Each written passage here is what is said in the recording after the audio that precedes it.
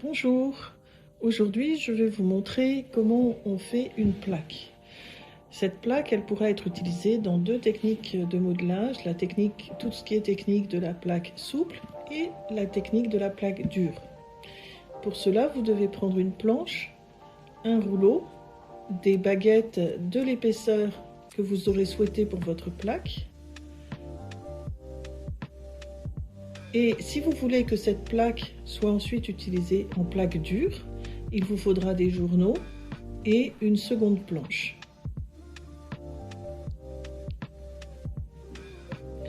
Pour découper votre plaque, il vous faudra également un couteau et bien sûr, il vous faut de la terre.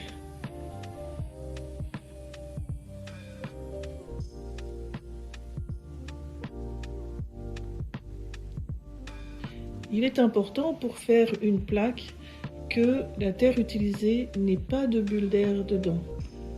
Donc on va vraiment bien battre toute sa terre avant de commencer pour avoir vraiment une pâte céramique sans bulles.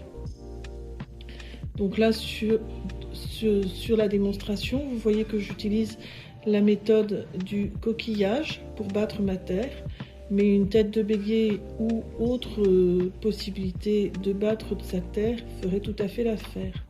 Ensuite, je vais taper mon bloc de terre un certain nombre de fois sur la table parce que les vibrations, lorsque je tape, font remonter les bulles éventuelles qui seraient restées dans la terre et ainsi j'en élimine encore si jamais il en restait. Ensuite, je prends le morceau qu'il me faut. Donc là, comme je veux une plaque carrée, je prends un morceau carré. Si j'avais voulu une plaque rectangulaire en longueur, j'aurais pris un morceau en longueur. Et je commence à tasser la terre en tapant avec le bout de mon rouleau d'un côté, de l'autre. Ensuite, je pivote et je recommence d'un côté, puis de l'autre. Je retourne et de l'autre, toujours dans le même sens. Ensuite, je vais pivoter ma terre et je vais recommencer à taper d'un côté, puis de l'autre. Ça va me servir à commencer à étirer ma terre, mais des deux côtés du bloc de la même façon, parce que ça me permet que toutes mes particules d'argile soit étirée de la même façon et qu'il n'y ait pas de tension dans ma plaque de terre. Ça, c'est vraiment important parce qu'ensuite les tensions dans le four, elles font craquer l'objet. Donc je continue, vous voyez, je tape d'un côté, de l'autre, d'un côté, de l'autre et à chaque fois que j'ai fait d'un côté et de l'autre, je pivote d'un quart de tour jusqu'à ce que j'ai atteint un niveau assez bas. Et là, je commence à utiliser mon rouleau, mais vous voyez, au premier passage, je suis perpendiculaire par rapport à la dernière fois où j'ai tapé. Donc là, je retourne dans le même sens. J'étale en partant du milieu vers l'avant, puis vers l'arrière. Ensuite, je pivote. Je retourne en pivotant et hop, à nouveau, vers l'avant, puis vers l'arrière.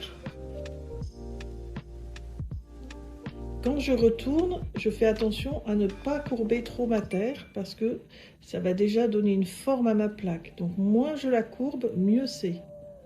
Donc là, à nouveau, dans un sens vers le haut puis vers le bas. Vous voyez? Et là, je vais juste...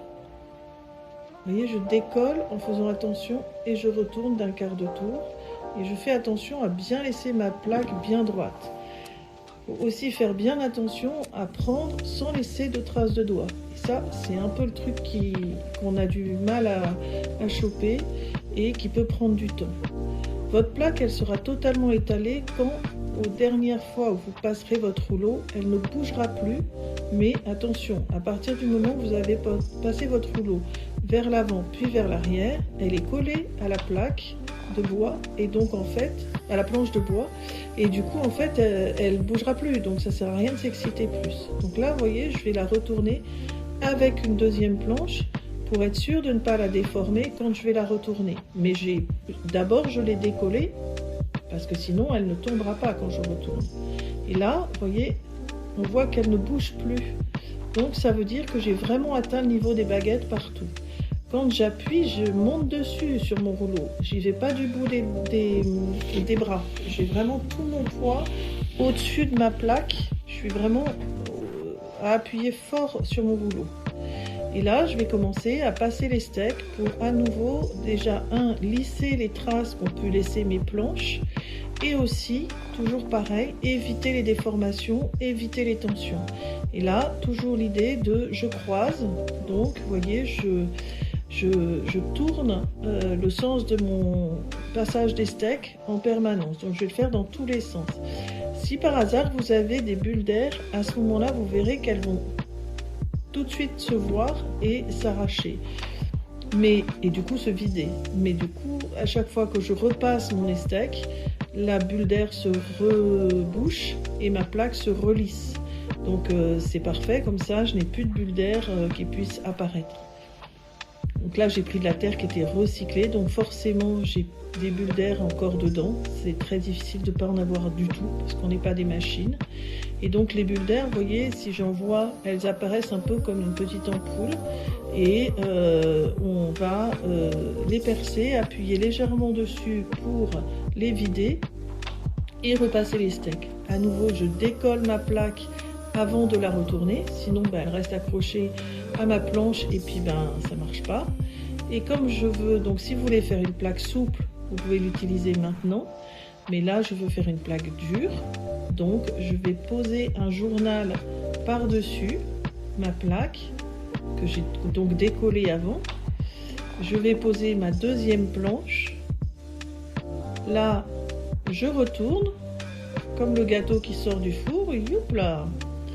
Et ensuite, quand j'enlève ma planche, comme j'ai décollé avant, ça colle pas à ma planche. Je repose à nouveau un autre journal. Donc c'est plusieurs feuilles de journaux qui vont servir un petit peu comme du buvard. Pour absorber l'humidité de la terre assez rapidement. Je vais les laisser comme ça, donc je remets ma deuxième planche, vous voyez, qui a déjà absorbé aussi de l'humidité, on le voit sur la planche. Je vais rajouter du poids, une deuxième planche, une grosse planche que j'ai trouvée sur le trottoir des encombrants, des annuaires de téléphone que j'ai récupérés. Bref, du poids pour que ça fasse comme une presse. Et je vais laisser ça tranquille pendant un quart d'heure à peu près. Je reviens et là, je retourne mes journaux. Donc j'enlève tout ce qu'il y avait comme presse et je viens retourner ma plaque et mes planches. Je retourne le premier journal. Vous voyez, on voit au dos que le journal est humide. Donc ça veut dire qu'il a commencé à absorber l'eau de la plaque. Je repose ma planche, je retourne l'ensemble et je retourne le deuxième journal à nouveau qui lui aussi a commencé à absorber. Et ensuite, je remets sous presse avec ma planche et ma presse, c'est-à-dire toutes mes... Là, je mets toujours deux planches pour faire le plus de poids possible et ma presse. Et là, je peux revenir dans un quart d'heure. Si ma plaque n'est pas encore à la bonne consistance, je recommence et je peux même changer mes journaux autant de fois qu'il le faut.